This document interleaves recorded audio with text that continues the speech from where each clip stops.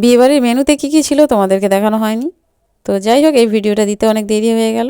আসসালামু আলাইকুম, সবাই কেমন আছো? আশা করি সবাই ভালো আছো। আমিও খুব ভালো আছি। বিয়েবাড়িতে এসে দেখলাম ফুচকা স্টল দিয়েছে, তাই চলে গেলাম ফুচকা খেতে।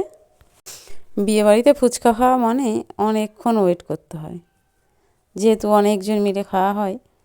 তো যাই হোক, এখানে বসার জায়গা আছে, এদিকে একটু ওয়েট করলাম, তারপরে দেখলাম বর চলে আসলো। আমরাও চলে গেলাম গেটের দিকে, দেখলাম ওখানে কি হয়। গেট ধরে তো দাঁড়িয়ে আছে প্রচুর লোক।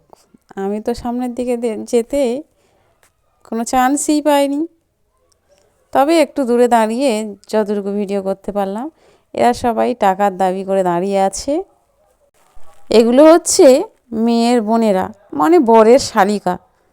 তো যাই হোক, আরও অনেকেই আছে, সবাই শালিকা হয়তো নয়, আমিও যদিও সবাইকে চিনি না। বর গাড়ি থেকে নামছে, এবার তো হবে আসল মজা।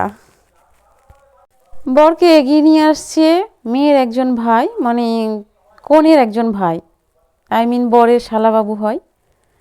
তো দেখো, তারা মিষ্টি খাওয়াচ্ছে তাদের দুলাভাইকে। গেটের সামনে দাঁড়িয়ে বরকে মিষ্টি খাওয়ানো বেশ মজার ব্যাপার।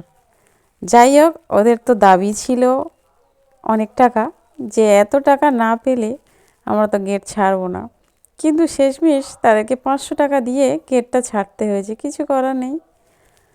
তারা যেটুকু দিয়েছে তাতেই খুশি। তারপরে বর চলে গেল বরের জায়গায়, আমরাও চলে এলাম প্যান্ডেলে খাওয়ার জন্য।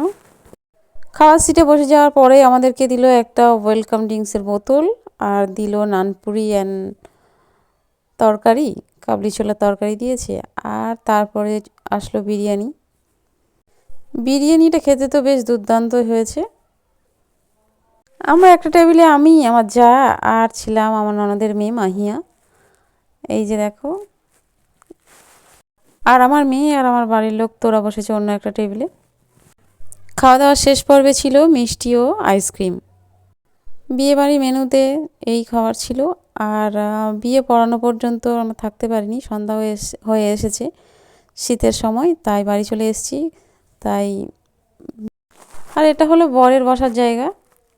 তো আজকের ভিডিওটা এই পর্যন্ত। সবাই ভালো থেকো, আল্লাহ হাফেজ। আর আমার ভিডিওটা কেমন হয়েছে জানাবে। থ্যাংক ইউ সবাইকে।